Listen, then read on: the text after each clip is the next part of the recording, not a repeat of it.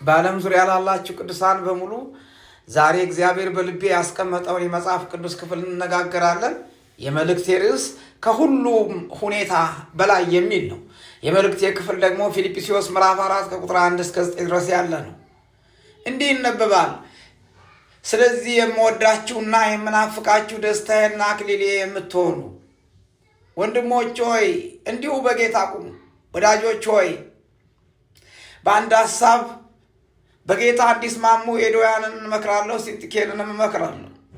እንተም ደግሞ በሥራዬ አብረህ የተጠመድክ እውነተኛ ሆይ እንድታግዛቸው እለምንሃለሁ። ስሞቻቸው በሕይወት መጽሐፍ ከተጻፉት ከቀሌምጦስና ደግሞም ከኔ ጋር አብረው ከሰሩት ከሌሎች ጋር በወንጌል ከኔ ጋር አብረው ተጋድለዋልና። ሁልጊዜ በጌታ ደስ ይበላችሁ። ደግሜ እላለሁ ደስ ይበላችሁ። ገርነታችሁ ለሰው ሁሉ ይታወቅ፣ ጌታ ቅርብ ነው። በነገር ሁሉ በጸሎትና በምልጃ ከምስጋና ጋር በእግዚአብሔር ዘንድ ልመናችሁን አስታውቁ እንጂ በአንዳች አትጨነቁ። አእምሮን ሁሉ የሚያልፍ የእግዚአብሔር ሰላም ልባችሁንና ሐሳባችሁን በክርስቶስ ኢየሱስ ይጠብቃል። በቀረውስ ወንድሞቼ እውነተኛ የሆነውን ነገር፣ ጭምትነት ያለበትን ነገር ሁሉ፣ ጽድቅ የሆነውን ነገር ሁሉ፣ ንጹሕ የሆነውን ነገር ሁሉ፣ ፍቅር ያለበትን ነገር ሁሉ፣ መልካም ወሬ ያለበትን ነገር ሁሉ፣ በጎነትም ቢሆን ምስጋናም ቢሆን እነዚህን አስቡ። ከኔ የተማራችሁትንና የተቀበላችሁትን የሰማችሁትንም ያያችሁትንም እነዚህን አድርጉ። የሰላም አምላክ ከእናንተ ጋር ይሆናል። የቤተ ክርስቲያን ታሪክ እንደሚናገረውም እንዲሁም ደግሞ በዚህ ክፍል ውስጥ ደግሞ ጳውሎስ በእስር ቤት ሆኖ ባለበት በዚያ ለፊልጵስዩስ ቤተ ክርስቲያን መልእክት በሚያስተላልፈት በዚህ ጊዜ በዚህ በምዕራፍ 4 ላይ ከቁጥር 1 እስከ 9 ድረስ ባለው ክፍል የሚናገረው ነገር በዚያ የነበሩ ኤዶያንና ሲንጥኬን የሚባሉ እነዚህ በክርስቶስ የሆኑ እህታማቾች የጌታ አገልጋዮች የነበሩ ለወንጌል ብዙ ዋጋ የከፈሉ እህቶች ነበሩ። እነዚህ እህቶች ደግሞ ሐዋርያ ጳውሎስ እነዚህን እህቶች በአንድ ሐሳብ በጌታ እንዲስማሙና በመካከላቸው ያለውን አለመግባባት እንዲፈቱ ይመክራል። በመካከላቸው የነበረው አለመግባባት እስኪወጣ ድረስና እሱ በእስር ቤት ሆኖ እስኪሰማ ድረስ ሆነ። ስለዚህ የሰማውን ደግሞ ማስተካከል ስለነበረበት እንደ መንፈሳዊ አባት በእነዚህ በኤዶያንና በኤዎድያንና በሲንጥኬን መካከል ያለውን ችግር ለመፍታት በወቅቱ በቤተ ክርስቲያን የነበረውን አገልጋይ ይነግረዋል።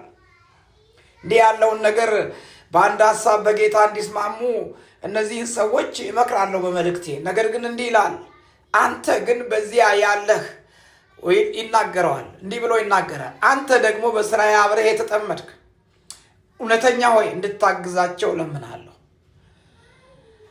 ስሞቻቸው በሕይወት መጽሐፍ ከተጻፉት ከቀሌምጦስና ደግሞም ከኔ ጋር አብረው ከሰሩት ከሌሎች ጋር በወንጌል ከኔ ጋር አብረው ተጋድለዋልና። ለወንጌል ተጋድሎ በሆነው ነገር እነዚህ አሁን ምክንያቱ በማይታወቅ አለመግባባት ውስጥ ያሉ እህቶች ቢሆኑም ነገር ግን በወንጌል ተጋድሎ ጉዳይ ላይ ግን እነሱ ሊታሙ የሚችሉ ሳይሆኑ ወንጌልን ሲያደርሱ የነበሩ ለወንጌል ዋጋ የከፈሉ ሰዎች ናቸው እያለ ይናገራል።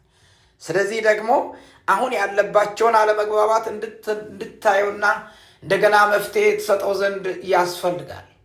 በዚህ በማይመች ሁኔታ ውስጥ እያለሁኝ ነገር ግን እኔ ዕለት ዕለት የሚከብደኝ የአብያተ ክርስቲያናት ጉዳይ ስለሆነ የእነዚህን እህቶች ጉዳይ አንተ እንድትገባበት ጣልቃ እያለ ይናገረዋል። በዚህ ክፍል ውስጥ ያለው ማዕከላዊ ሐሳቦች 1-4 ነገሮችን እንመለከታለን። በዚህ ውስጥ ያሉ የተቀመጡ ሶስት ነገሮችን እንመለከታለን። አንደኛው በዚህ ክፍል ውስጥ ማለት ነው በጌታ የመጽናትን ጉዳይ ነው የምንመለከተው። ጳውሎስ የፊልጵስዩስ ቤተክርስቲያን በእምነታቸውና በክርስቶስ ላይ ባለው ቁርጠኝነት እንዲጸኑ ያሳስቧቸዋል።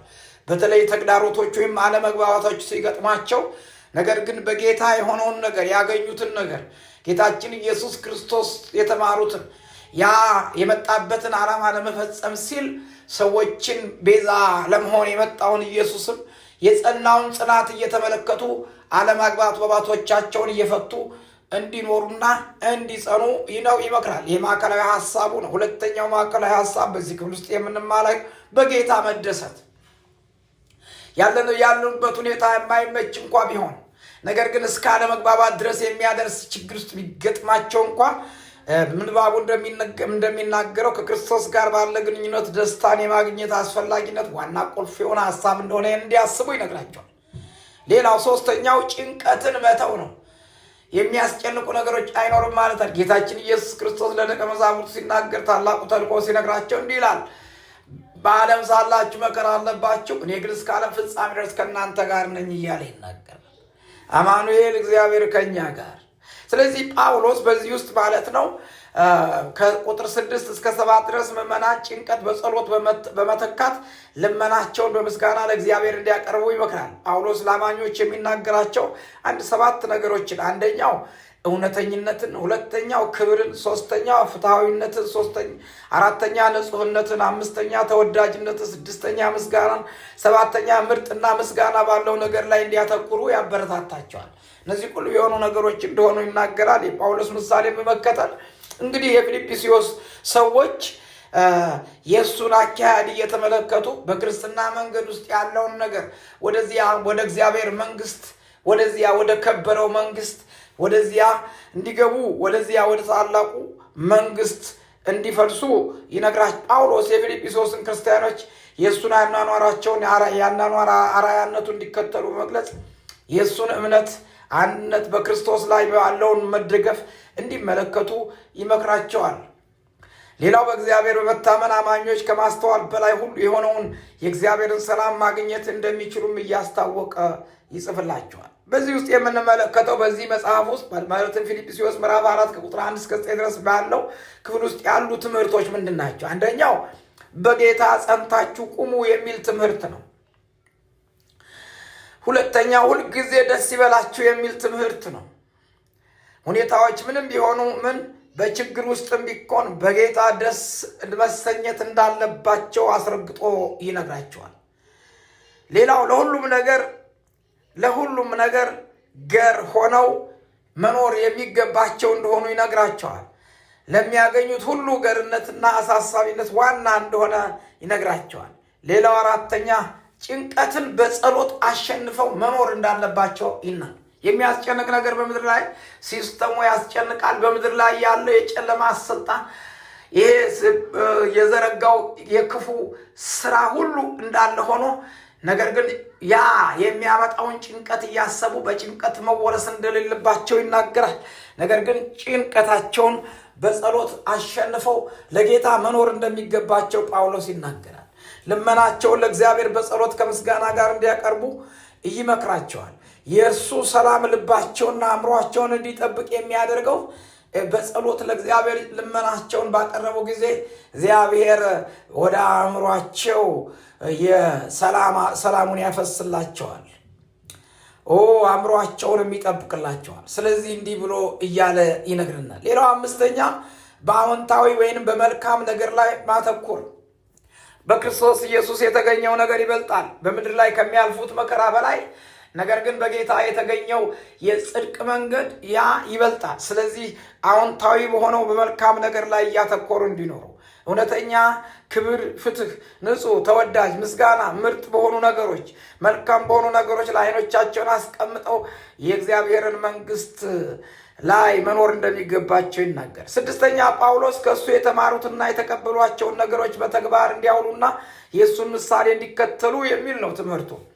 እነዚህ ትምህርቶችን ስናደርግ ከማስተዋል በላይ የሆነው የእግዚአብሔር ሰላም ልባችንና አእምሯችንን እንደሚጠብቅ እያለ ይነግራቸዋል።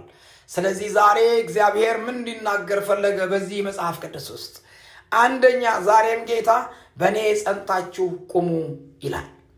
ሁለተኛ ዛሬም ጌታ ሁልጊዜ ደስ ይበላችሁ፣ በእኔ ደስ ይበላችሁ ይላል። ሶስተኛ ዛሬም ጌታ ለሁሉም ነገር ገር ሆናችሁ ኑሩ ይላል። አራተኛ ዛሬም ጌታ ጭንቀትን በጸሎት የምታሸንፉ የእምነት አርበኞች ሁኑ ይላል። አምስተኛ ዛሬም ጌታ በአዎንታዊ ወይ በመልካም ነገር ላይ አተኩሩ ይላል። ስድስተኛ ዛሬም ጌታ ጳውሎስ ከሱ የተማሩትና የተቀበሏቸውን ነገሮች በተግባር እንዲያውሉና የእሱን ምሳሌ እንዲከተሉ እንዳሳሰበ ሁሉም ጌታ የኔን ፈለግ ተከተሉ ይላል። እግዚአብሔር ስሙ የተባረከ ይሁን። እነዚህ ሁሉ ነገሮች ሲደረጉ ግን የሚሆነው ነገር ምንድነው ይላል የመጨረሻው የዚህ ክፍል ትምህርት። የእግዚአብሔር ሰላም ልባችንና አእምሯችንን ይጠብቃልና የእግዚአብሔር ሰላም ልባችሁንና አእምሯችሁን እንዲጠብቅ እነዚህን አድርጉ የሚል ትምህርትን ያስተምረናል። የክብር አምላክ እግዚአብሔር ገናናና ኃያሉ ንጉሥ በጌታ በኢየሱስ ክርስቶስ እዚያ በማይመች ቦታ ሆኖ በእስር ቤት ሆኖ ጳውሎስ ጌታ ቅርብ ነው እንደሚል የክብር አምላክ እግዚአብሔር እስር ቤት ሆኖ ቅርብ ነው ካለ፣ እስር ቤት ሆኖ አመስግኑ ካለ፣ እስር ቤት ሆኖ ከተግዳሮት በላይ ሁኑ ካለ የእስራኤል አምላክ ይህን መልእክት የሚሰሙ ሴት ባሪያዎች፣ ወንድ ባሪያዎች በዓለም ዙሪያ ያሉ ሁሉ አሁን የእስራኤል ቅዱስ እግዚአብሔር በጌታ ደስ እያላቸው አንተ እንዲጠብቁን ይጸልያለሁ። ወንጌልህን እየሰበኩ እንዲኖሩ ጸልያለሁ። ኃይል እንድታደርግላቸው ጸልያለሁ። ሰላም እንድታደርግላቸው ጸልያለሁ። በእያንዳንዱ ጉዳያቸው ላይ ጣልቃ ገብተህ እንድታስደንቃቸው ጸልያለሁ። ስለ ሁሉ ክብር ላንተ በጌታ በኢየሱስ ክርስቶስ ስም አሜን ነው። ኢየሱስ ክርስቶስ ጌታ